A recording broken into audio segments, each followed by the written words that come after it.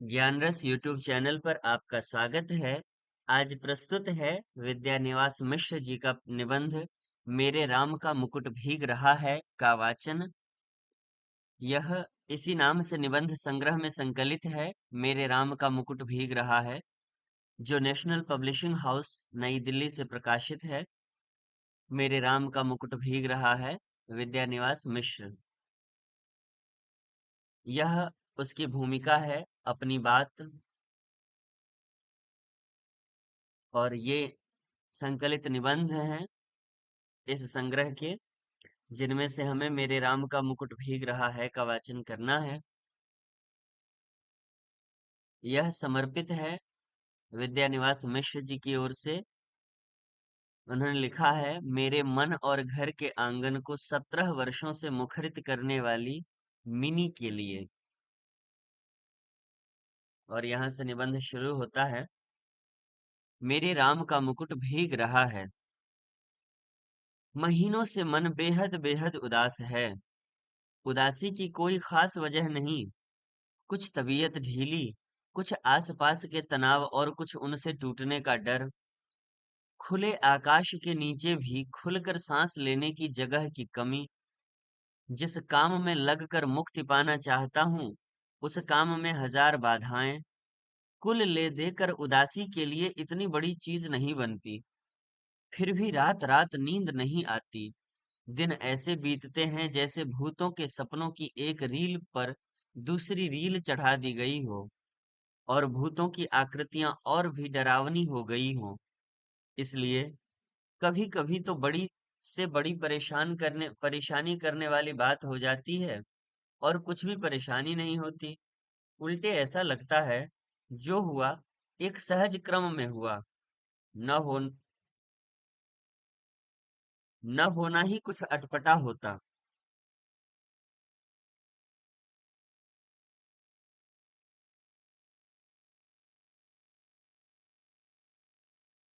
और कभी-कभी बहुत मामूली सी बात भी भयंकर चिंता का कारण बन जाती है। अभी 2-3 रात पहले मेरे एक साथी संगीत का कार्यक्रम सुनने के लिए 9 बजे रात गए।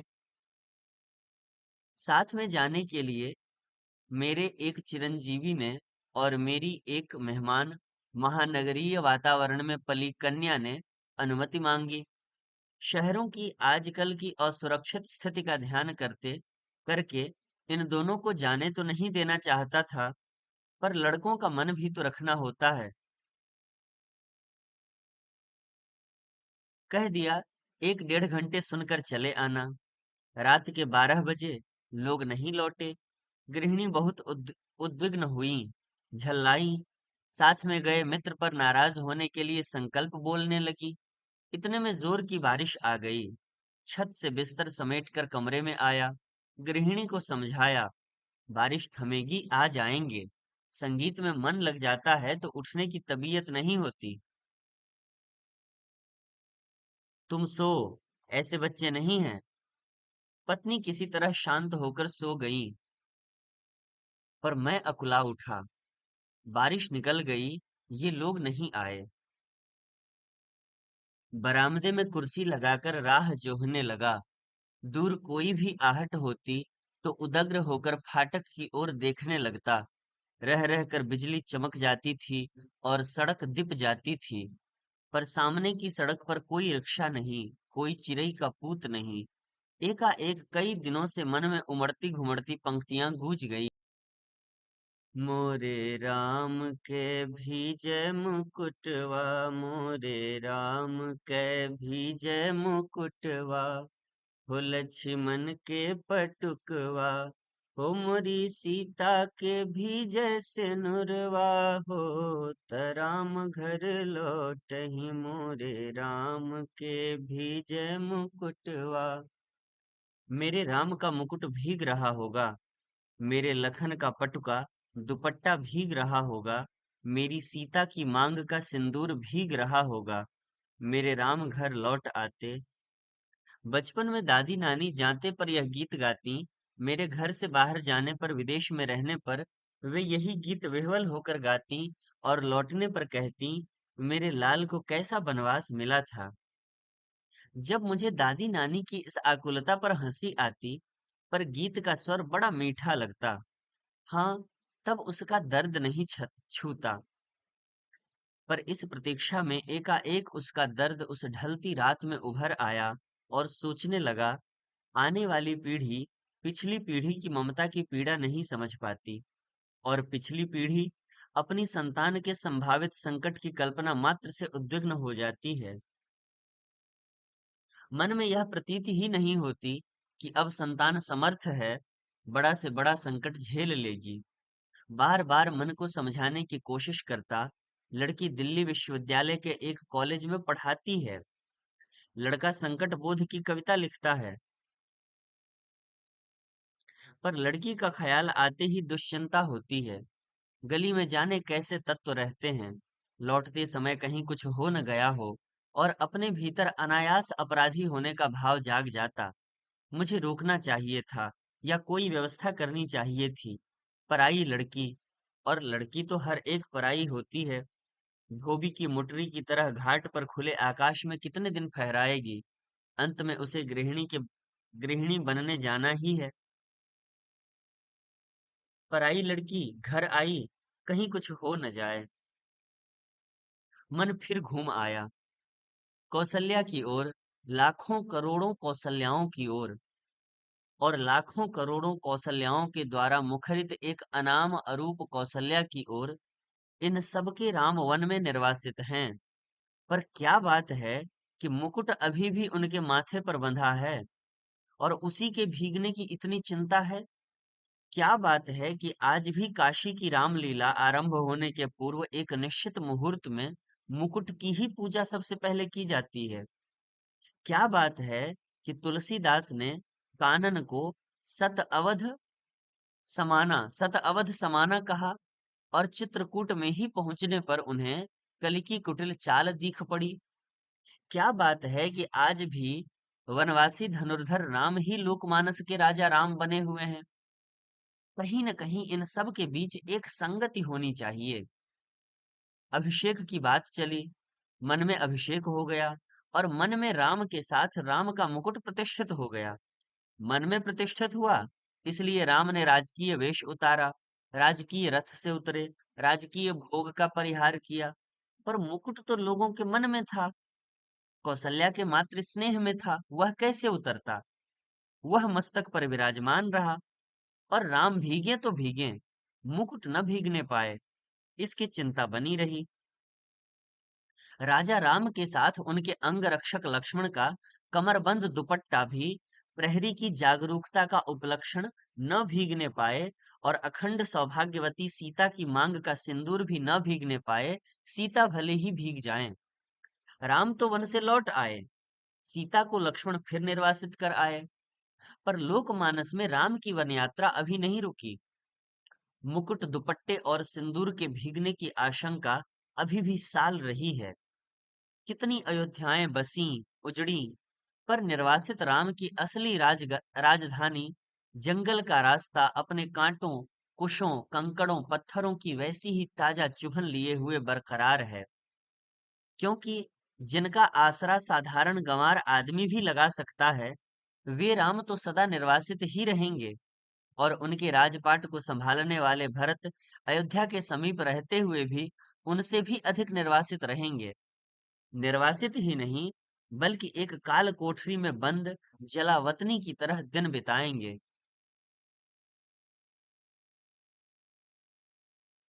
सोचते सोचते लगा कि इस देश की ही नहीं, पूरे विश्व की एक कौशल्या है, जो हर बारिश में बिसूर रही है। मोरे राम के भीजे मुकुटवा, मेरे राम का मुकुट भीग रहा होगा।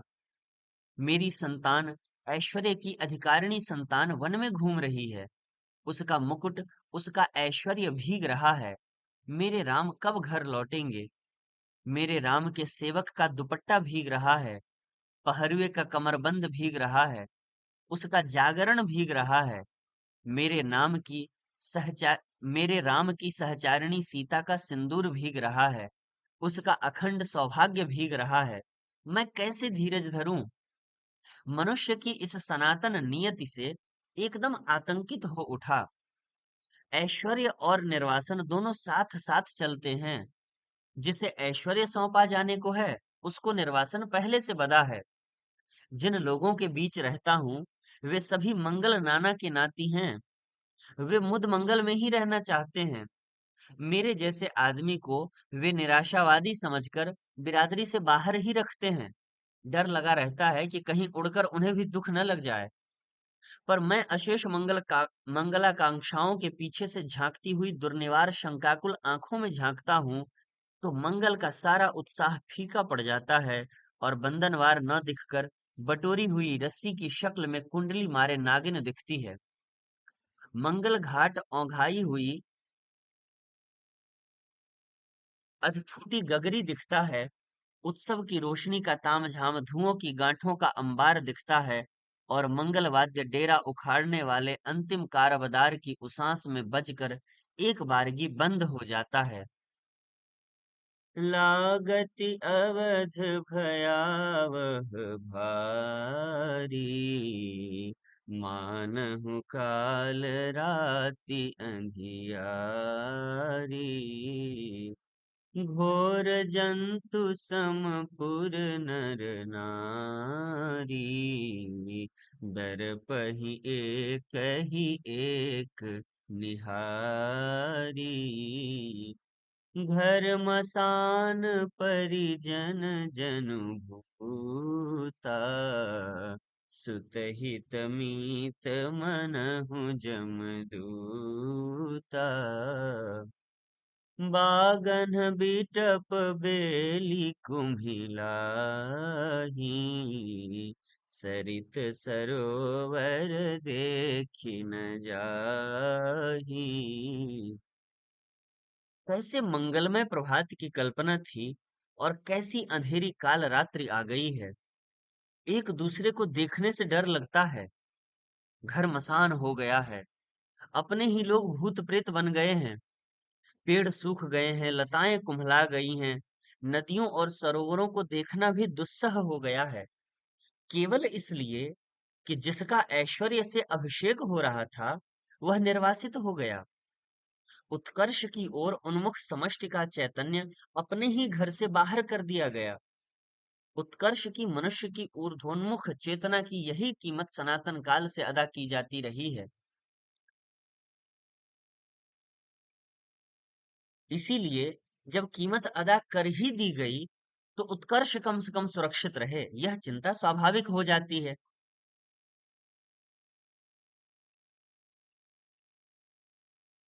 राम भीगे तो भीगे, राम के उत्कर्ष की कल्पना न भीगे। वह हर बारिश में, हर दुर्दिन में सुरक्षित रहे। नर के रूप में लीला करने वाले नारायण निर्वासन की व्यवस्था झेल लें, पर नर रूप में उनकी ईश्वरता का बोध दमकता रहे। पानी की बूंदों की झालर में उसकी दीप्ति छिपने न पाए। उस नारायण की सुख सेज बने अनंत के अवतार लक्ष्मण भले ही भीगते रहें, उनका दुपट्टा, उनका अहर्निश जागरण न भीगे। शेषी नारायण के ऐश्वर्य का गौरव अनंत शेष के जागर संकल्प से ही सुरक्षित हो सकेगा, और इन दोनों का गौरव जगत जननी आद्या शक्ति के अखंड सौभाग्य सीमंत सिंदूर से रक्षित हो सकेगा। उस शक्ति का एकनिष्ठ प्रेम पाकर राम का मुकुट है, उस शक्ति का एकनिष्ठ प्रेम पाकर राम का मुकुट है, क्योंकि राम का निर्वासन वस्तुतः सीता का दोहरा निर्वासन है। राम तो लौटकर राजा होते हैं, पर रानी होते ही सीता राम द्वारा वन में निर्वासित कर दी जाती हैं। राम के साथ लक्ष्मण हैं, सीता हैं। सीता वन्य पशुओं से घिरी हुई विजन में सोचती है, प्रसव की पीड़ा हो रही है, कौन इस वेला में सहारा देगा? कौन प्रसव के समय प्रकाश दिखलाएगा? कौन मुझे संभालेगा? कौन जन्म के गीत गाएगा? कोई गीत नहीं गाता। सीता जंगल की सूखी लकड़ी बीनती हैं, जलाकर अंजोर करती हैं और जुड़वा बच्चों का मुंह निहारती हैं। दूध की तरह अपमान की ज्वाला में चित्त कूद पड़ने के लिए उफनता है, और बच्चों की प्यारी और मासूम सूरत देखते ही उस पर पानी के छींटे पड़ जाते हैं। उफान दब जाता है। पर इस निर्वासन में भी सीता का सौभाग्य अखंडित है। वह राम के मुकुट को तब भी प्रमाणित करता है।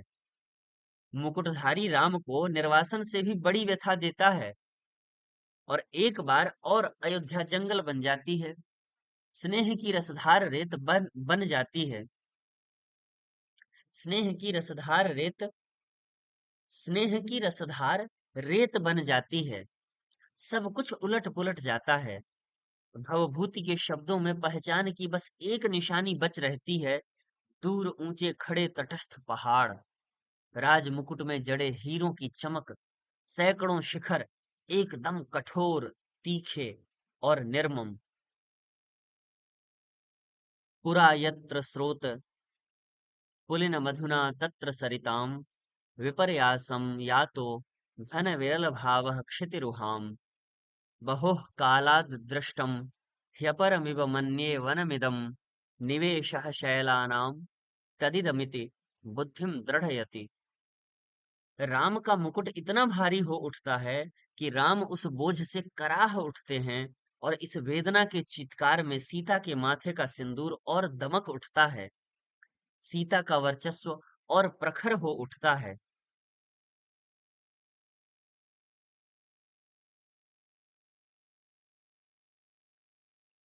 कुर्सी पर पड़े पड़े यह सब सोचते सोचते 4 बजने को आए। इतने में दरवाजे पर हल्की सी दस्तक पड़ी। चिरंजीव निचली मंजिल से ऊपर नहीं चढ़े। सहमी हुई कृष्णा, मेरी मेहमान लड़की, बोली, दरवाजा खोलिए। आंखों में इतनी कातरता कि कुछ कहते नहीं बना। सिर्फ इतना कहा कि तुम लोगों को इसका क्या अंदाजा होगा कि हम लोग कितने परेशान रहे हैं। भोजन दूध धरा रह गया। किसी ने भी छुआ नहीं। मुंह ढांप कर सोने का बहाना शुरू हुआ। मैं भी स्वस्ति की सांस लेकर बिस्तर पर पड़ा। पर अर्धचेतन अवस्था में फिर जहां खोया हुआ था वहीं लौट गया। अपने लड़के घर लौट आए। बारिश से नहीं, संगीत से भीग कर। मेरी दादी नानी के गीतों के राम लखन और सीता अभी भी वन वन भीग रहे हैं। तेज बारिश में पेड़ की छाया और दुखद हो जाती है। पेड़ की हर पत्ती से टप टप बूंदें पड़ने लगती हैं। तने पर टिकें तो उसकी हर नस नस से आप्लावित होकर बारिश पीठ गलाने लगती है। जाने कब से मेरे राम भीग रहे हैं। और बादल है कि मूसलाधार ढरकाए चले जा रहे हैं। इतने में मेरे मन में एक चोर धीरे से फुसफुसाता है, राम तुम्हारे कब से हुए?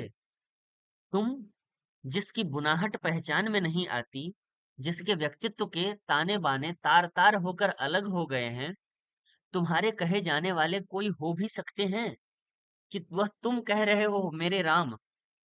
और चोर की बात सच लगती है। मन कितना बटा हुआ है, मनचाही और अनचाही दोनों तरह की हजार चीजों में। दूसरे कुछ पतियाएं भी, पर अपने ही भीतर प्रतीति नहीं होती कि मैं किसी का हूं या कोई मेरा है। पर दूसरी ओर यह भी सोचता हूँ कि क्या बार बार विचित्र से अनमनेपन में अकारण चिंता किसी के लिए होती है? क्या बार बार विचित्र से अनमनेपन में अकारण चिंता किसी के लिए होती है? वह चिंता क्या पराये के लिए होती है? वह क्या कुछ भी अपना नहीं है? फिर इस अनमनेपन में ही क्या राम अपनाने के लिए हाथ नहीं बढ़ाते आए हैं? क्या कुछ क्या न कुछ होना और न कुछ बनाना ही अपनाने की उनकी बढ़ी हुई शर्त नहीं है? तार टूट जाता है। मेरे राम का मुकुट भीग रहा है, यह भीतर से कहाँ पाऊं? अपनी उदासी से ऐसा चिपकाव, अपने सकरे दर्द से ऐसा रिश्ता, राम को अपना कहने के लिए केवल उनके लिए भरा हुआ हृदय कहाँ पाऊं? मैं शब्दों के घने जंगलों में हिरा गया हूँ। जानता हूँ इन्हीं जंगलों के आसपास किसी टेकड़ी पर राम की पर्णकुटी है। पर इन उलझाने वाले शब्दों के अलावा मेरे पास कोई राह नहीं। शायद सामने उपस्थित अपने ही मनोराज्य के युवराज, अपने बचे खुचे स्नेह के पात्र, अपने भविष्यत के संकट की चिंता में राम के निर्वासन का जो ध्यान आ जाता है, उनसे भी अधिक एक बिजली से जगमगाते शहर में एक पढ़ी लिखी चंद दिनों की मेहमान लड़की एक रात कुछ देर से लौटने पर अकारण चिंता हो जाती है। लड़की के एक रात कुछ देर से लौटने पर अकारण चिंता हो जाती है। उसमें सीता का ख्याल आ जाता है। वह राम के मुकुट या सीता के सिंदूर के भीगने की आशंका से जोड़ न जोड़े। आज की दरिद्र अर्थहीन उदासी को कुछ ऐसा अर्थ नहीं दे देता जिससे जिंदगी ऊब से कुछ उबर सके। और इतने में पूरब से हल्की उजास आती है और शहर के इस शोर भरे बियाबान में चक्की के स्वर के साथ चढ़ती उतरती जतसार गीति हल्की सी सिहरन पैदा कर जाती है। मोरे राम के भीजे मुकुटवा। और अमचूर की तरह विश्वविद्यालयी जीवन की नीरसता में सूखा मन कुछ जरूर ऊपरी सतह पर ही सही भीगता नहीं तो कुछ नम तो जरूर ही हो जाता है। और महीनों की उमड़ी घुमड़ी उदासी बरसने बरसने को आ जाती है। बरस न पाए यह अलग बात है, कुछ भीतर भाप हो तब न बरसे। पर बरसने का यह भाव जिस ओर से आ रहा है उधर राह होनी चाहिए। इसी असंख्य कौशल्याओं के कंठ में बसी हुई जो एक अरूप ध्वनिमयी कौशल्या है, अपनी सृष्टि के संकट में उसके सतत उत्कर्ष के लिए आकुल, उस कौशल्या की ओर, उस मानवीय संवेदना की ओर ही कहीं राह है, घास के नीचे दबी हुई। पर उस घास की महिमा अपरंपार है। उसे तो आज वन्य पशुओं का राजकीय संरक्षित क्षेत्र बनाया जा रहा है। नीचे ढकी हुई राह तो सैलानियों के घूमने के लिए, वन्य पशुओं के प्रदर्शन के लिए, फोटो खिंचवाने वालों के लिए, फोटो खिंचवाने वालों की चमकती छवि यात्राओं के लिए बहुत ही रमणीक स्थली बनाई जा रही है। उसी राह पर तुलसी और उनके मानस के राम बड़े बड़े तमाशे होंगे, फुलझड़ियां दगेंगी, सैर सपाटे होंगे, पर वह राह ढकी ही रह जाएंगी। केवल चक्की का स्वर, श्रम का स्वर, ढलती रात में, भीगती रात में, अनसोए वात्सल्य का स्वर राह तलाशता रहेगा। किस ओर राम मुड़े होंगे बारिश से बचने के लिए? किस ओर? किस ओर? बता दो सखी। यह था निबंध मेरे राम का मुकुट भीग रहा है। यह